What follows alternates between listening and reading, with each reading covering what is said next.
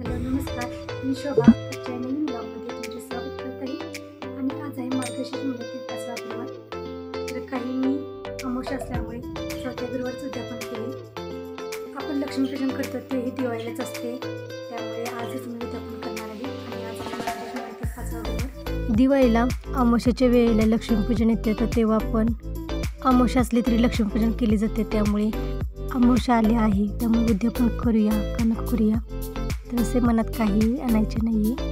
तर आपण श्री महालक्ष्मी महात्मा जे पुस्तक वाचतो, त्या पुस्तकामध्ये सरसर लिहिलेलं आहे की मार्गशीर्ष महिन्यातील शेवटच्या गुरुवारी उद्यापन करावे.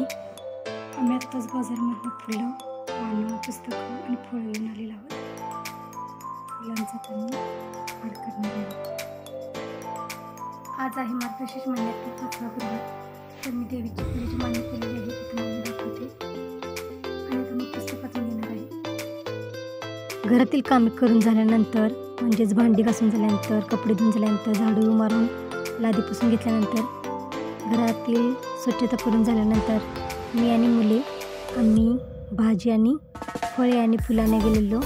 बाजारामध्ये सामान आणायला गेलेलो आणि नंतर सामान घेऊन घरी आल्यानंतर मी फुलांचे हार तयार करून देवीची पूजेची मांडणी आहे ती तयार करून घेतलेली आहे. घरातील पूजेची जागा स्वच्छ करून पूजेच्या जागी चौरंग मांडलेला आहे. चौरंगावर कापड अंथरून कापडावर तांदळाची रास घातलेली आहे आणि त्याच्यावरती तांब्याचा कलश ठेवलेला आहे. कलशात दुर्वा, पैसा आणि सुपारी घालून हळदी कुंकू लावून त्यामध्ये आपण आंब्याची डहाळी आणि चिक्कू, सीताफळ, पेरू आणि चाफ्याची पाने अशी 5 डहाळी आपण आणून पालवी आपण धुवून कलशामध्ये ठेवून हळदी कुंकू लावून त्यावर नारळ ठेवून पूजा करून घेतलेली आहे. चौरंगावर लक्ष्मीदेवीचा फोटो आणि महालक्ष्मी यंत्र ठेवून देवीची पूजा करून घेतलेली आहे. चौरंगावरती विडा, खोबरे, खारीक, बदाम आणि फळे ठेवून आणि गूळ ठेवून पूजेची मांडणी तयार करून घेतलेली आहे. शेजारी गणपती म्हणून सुपारी मांडून गणपती बाप्पांची पण आपण पूजा करून घेतलेली आहे. तयार केलेले फुलांचे हार देवीला घालून देवीची पूजा करून घेतलेली आहे. चौरंगाच्या कडेने मी छोटीशी फुलांची रांगोळी काढून घेतलेली आहे. तर दरवेळेला मी ज्या पद्धतीने देवीची पूजा करते त्या पद्धतीने आणि पुस्तकात सांगितलेल्या मांडणीप्रमाणे देवीची पूजा करून नंतर मी पुस्तक वाचून घेतले. आणि पुस्तक वाचून झाल्यानंतर आम्ही सर्वजण मिळून आरती करून घेतली. प्रसादासाठी मी आज दूध आणि केळीचे पंचामृत तयार करून घेतलेले आहे आणि शेवाळ्याची खीर तयार करून घेतलेली आहे. पुस्तक वाचून झाल्यानंतर मी तयार केलेला नैवेद्य देवीला दाखवला. पुढच्या बिल्डिंगमधल्या ताईंनी मला हळदी कुंकवासाठी बोलवले होते. त्यांनी सकाळी सांगितले होते की हळदी कुंकवासाठी या, म्हणून त्यांच्या घरात हळदी कुंकवासाठी गेलेली आहे. मुलांनी छान केली, छान बसवले.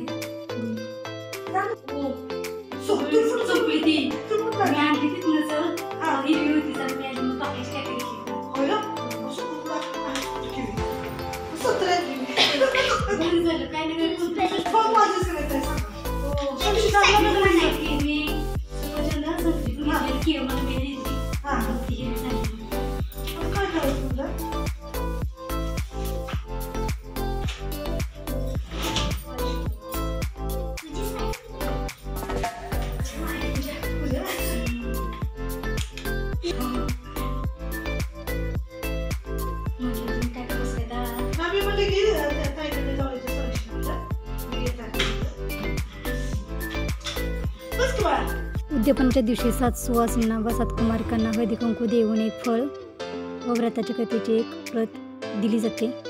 5 किंवा 7 कुमारिकांना किंवा सुवासिनींना घरी बोलवून हळदी कुंकू दिली जाते. तसेच खीर किंवा जेवण बनवून उद्यापन केले जाते. तर आम्ही जेव्हा लहान होतो तेव्हा आमच्या घराशेजारील लेडीज आहेत त्या आम्हाला घरी बोलवून उद्यापनाच्या दिवशी आमचे पाय धुवून आम्हाला खीर नाहीतर जेवण असं काही बनवले असेल ते देऊन, म्हणजे लक्ष्मी स्वरूप देवीची पूजाही करून उद्यापन केले जायचे. त्या पद्धतीने मी पहिले 7 कुमारिकांना आणि 7 सुवासिनींना घरी जेवण करून उद्यापन केले होते. पण यावेळेला फक्त एक फळ व व्रताच्या कथेचे एक प्रत देऊन उद्यापन केले. पुढच्या वेळेला जरा वेगळ्या पद्धतीने उद्यापन करता येते की नाही ते बघूया. तर आपल्याला शक्य होईल तसं, आपल्याला जमेल तसं उद्यापन करायचे आहे. तर शेवटी आपण किती श्रद्धेने आणि भक्तिभावाने पूजा करत आहे ते महत्त्वाचे आहे. तर या ताई आमच्या बिल्डिंगमधल्याच आहेत, तर त्यांना पण मी हळदी कुंकवासाठी बोलवलेले आहे. हळदी कुंकू देऊन एक फळ आणि व्रताच्या कथेची एक प्रत देऊन नमस्कार करत आहे. तर त्यांनीही त्यांच्या घरी हळदी कुंकवासाठी बोलवलेले आहे, त्यामुळे त्यांच्या घरी मी आता हळदी कुंकवासाठी आलेले आहे.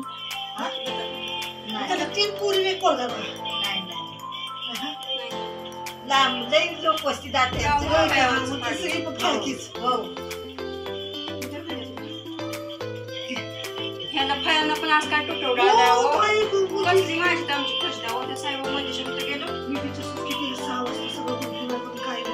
तसंच शेवटी तर मग ह्या गणेशाची